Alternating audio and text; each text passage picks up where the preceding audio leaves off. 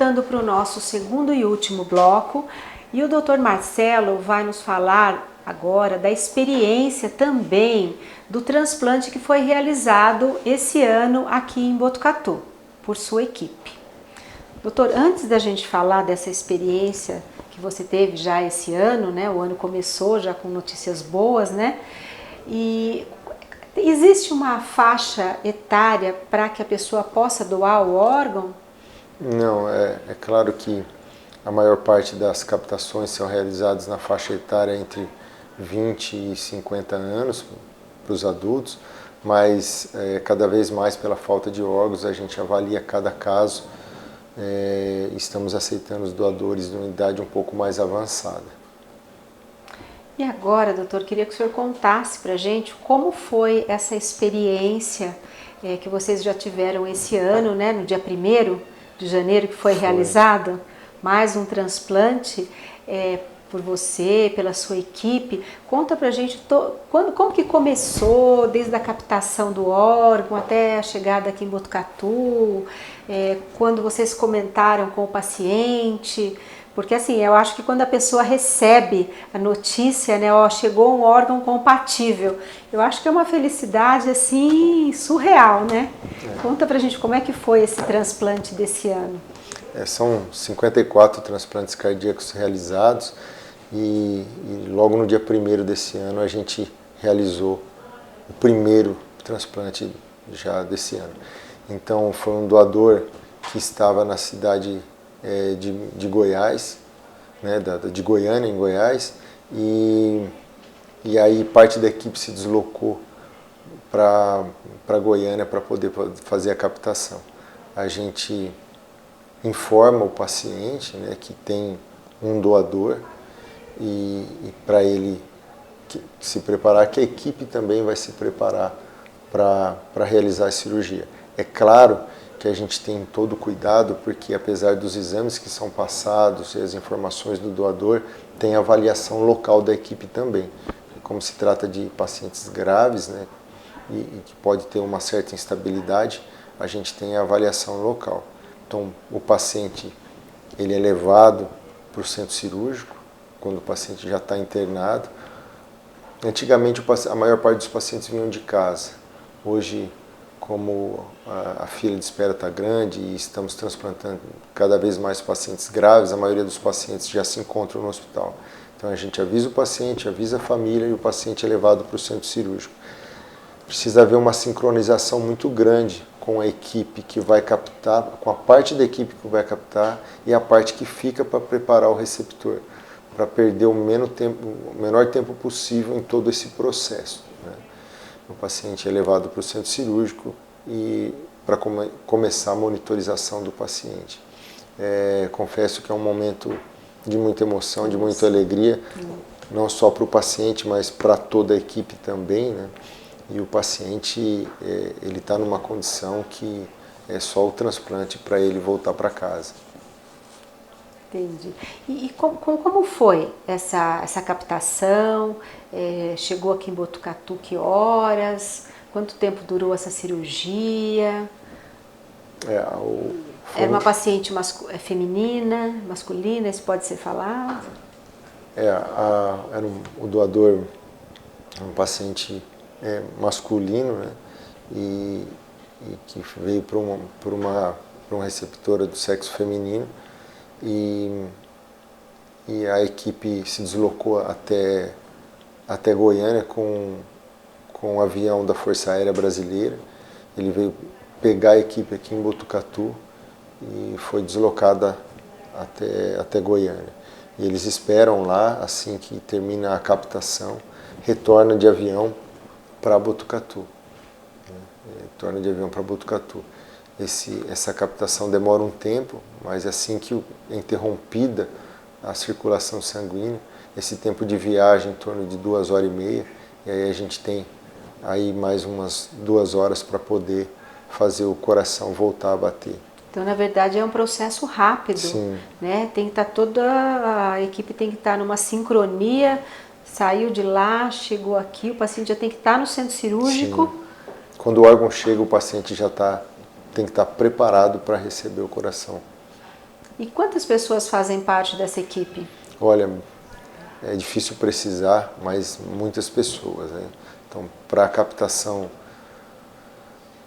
vão 3 pessoas da equipe, 3 cirurgiões, e fica mais a outra parte da equipe preparando o receptor, e além dos médicos, os cirurgiões, os anestesistas, e toda uma parte de equipe multiprofissional também envolvida. Enfermagem, uma equipe que faz a perfusão, que é a máquina de extracorpórea que mantém a circulação enquanto está sendo trocado o órgão, né? Então, em torno aí, vamos colocar umas 20 pessoas envolvidas no processo. Nossa, um número grande de pessoas. Sim. E quanto tempo dura esse transplante, em média? Em média, a cirurgia em torno de 6 horas. 6 horas. É uma cirurgia relativamente grande, né? Sim, podendo se estender um pouco mais. Entendi. E esse paciente, a recuperação dele, como é a recuperação, pós-operatório, os cuidados que essa pessoa tem, os medicamentos, como é esse pós-operatório e como é feito o acompanhamento pós-operatório? É um pós-operatório bastante delicado, que muitas vezes são pacientes debilitados há muito tempo, acamados, né, e descompensados, necessitando de doses elevadas, doses elevadas de medicação e aparelhos. Então a recuperação desse paciente também é um pouco mais delicada. Mas o transplante indo bem, cada dia o paciente tem um salto de melhora na sua recuperação. Todos os cuidados são tomados para evitar a rejeição do órgão, por mais que é doado o órgão mais compatível, então, mas ainda tem que ser tomado os cuidados para evitar a rejeição e também controlar as infecções, porque o paciente que é imunossuprimido com as medicações para rejeição, eles são mais suscetíveis às infecções também. Quanto tempo, em média, esse paciente fica internado? Quando tudo vai bem no pós-operatório, ele fica em torno de 15 a 20 dias.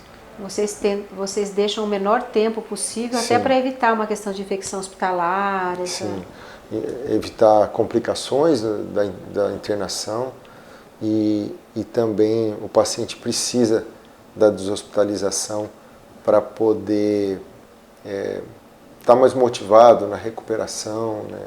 E nada como ele estar em casa, né, junto com o familiar. A gente tem a casa de apoio associada ao complexo hospitalar, então muitas vezes o paciente sai do hospital, vai para essa casa de apoio e ele tem um acompanhamento mais perto no nosso ambulatório de insuficiência cardíaca avançada e de transplante cardíaco. Então o paciente passa por consultas próximas e depois vai se passando. Essa casa de apoio são para as pessoas que moram em regiões mais distantes. Isso. Ou mesmo se for numa cidade próxima aqui, é recomendado ficar nessa casa de apoio? Nessa fase inicial do transplante, onde o paciente está recuperando, ele fica pouco tempo na casa de apoio e assim que ele está mais reabilitado, a gente deu início também a um programa de reabilitação para os pacientes submetidos ao transplante. Então, eles passam com uma equipe multidisciplinar, principalmente da fisioterapia, para reabilitar esse paciente, né? Para compensar todo esse tempo que ele ficou acamado e com dificuldade de nutrição. Então, na verdade, é toda uma equipe multiprofissional que acompanha. Sim, tem um acompanhamento. A questão de nutrição, enfermagem, os médicos, é uma equipe multiprofissional para reabilitação. Muito grande, multiprofissional, com todo esse apoio, como você diz, de enfermagem, fisioterapia, psicólogos, terapia ocupacional, bastante equipes envolvidas e também a parte do ambulatório oferece todo o acompanhamento com exames e controle das medicações. E passando essa fase do pós-operatório, quanto tempo, a cada quanto tempo esse paciente tem que estar retornando para o acompanhamento, no caso do transplante? Tem todo um protocolo, mas o paciente estando bem, ele vai espaçando as consultas, uma a cada mês, depois a cada 6 meses, né? Mas é um acompanhamento bem de perto. E as medicações que esse paciente toma é por um período longo? Pelo resto da vida. Pelo resto da vida. É claro que com o tempo a gente consegue diminuir a dose da medicação e algumas medicações, mas os imunossupressores ele toma para o resto da vida. Mas é importante também a questão de voltar à vida assim, normal, digamos Sim. assim, aos exercícios físicos, a questão de alimentação. Isso aí deve ser muito frisado no pós-operatório, né? Até por uma questão de reabilitação mesmo, de uma melhora mais rápida das condições. Você falou que às vezes os pacientes estão debilitados, então essa equipe multiprofissional deve trabalhar muito em cima da questão da reabilitação. Sim, a ideia é devolver um paciente que estava em estado terminal, internado, para a sociedade, para a sua família, para ele poder voltar para casa. A grande maioria dos pacientes mais jovens voltam a trabalhar, né, e ter suas oportunidades de vida. E, doutor, qual é o número de pessoas, mais ou menos, hoje, aproximadamente, que estão na fila de espera, aguardando por um órgão tão importante? Do transplante cardíaco, em torno de 200 a 300 pessoas na fila de transplante. Isso entre adulto e criança? Entre adulto e criança. Nossa, como é importante, né, o doador. Pessoal, olha, é importante a doação de órgãos, é um momento difícil na vida das pessoas, mas a gente tem que também se conscientizar que outras pessoas podem ser salvas com um ato assim caridoso, um ato importante, né, doutor, para salvar vidas. Sim, quem quer ser um doador, é importante manifestar o desejo em vida para a família, né, para facilitar todo um processo e desse gesto tão nobre, né, que pode ajudar muitas pessoas. Doutor, e qual é a emoção depois de uma cirurgia? Como fica a equipe depois de uma cirurgia? Porque geralmente é bem sucedida, né? Um transplante ele é bem sucedido por conta de toda essa equipe qualificada. A gente sabe que a sua equipe é uma equipe muito qualificada. Qual é a emoção da equipe a hora que termina o transplante? A equipe de transplante cardíaco de Botucatu hoje é a equipe que mais realiza transplante do coração no interior do estado. E temos, como eu disse, a gente trabalha com paciente muito grave. E é uma emoção muito grande, é muito gratificante para toda a equipe, né? A gente vê um paciente que em estado terminal, mas que tem uma família, tem amigos, né? E que tem a esperança de poder voltar para casa, né? E às vezes são pessoas novas, né? Sim, já realizamos transplante em pacientes de 15 anos, 18 anos, 16 anos, né? Então, são pessoas novas e que têm muita vida pela frente. Com certeza. Pessoal, estamos chegando ao final do nosso segundo bloco e eu gostaria muito de agradecer o Dr. Marcelo por todas essas informações, por esse bate-papo super gostoso. Doutor, muito obrigada por estar aqui nos recebendo e passar tantas informações importantes. E eu gostaria que você fizesse as considerações finais. Eu agradeço mais uma vez o convite e fico à disposição para mais oportunidades. Eu acho que a mensagem final é: seja um doador, né? A gente pode estar oferecendo esperança, transplantando esperança, né, para um paciente em um estado de uma doença muito avançada, no estado terminal.